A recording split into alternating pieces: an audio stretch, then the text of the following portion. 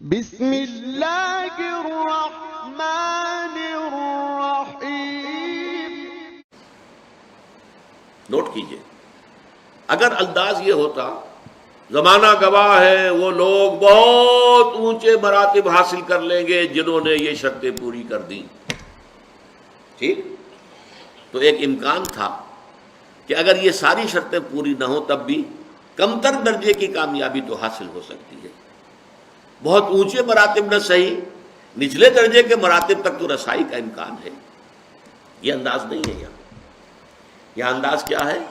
وَالْعَصْرِ إِنَّ الْإِنسَانَ لَفِي خُسْرٍ إِلَّا الَّذِينَ آمَنُوا وَعَمِلُوا الصَّالِحَاتِ وَتَوَاصَوْا بِالْحَقِّ وَتَوَاصَوْا بِالصَّبْرِ۔ زمانہ گواہ ہے اور زمانے کی قسم ہے، تمام انسان تباہ ہوں گے، برباد ہوں گے، سوائے ان کے جو یہ چار شرطیں پوری کریں۔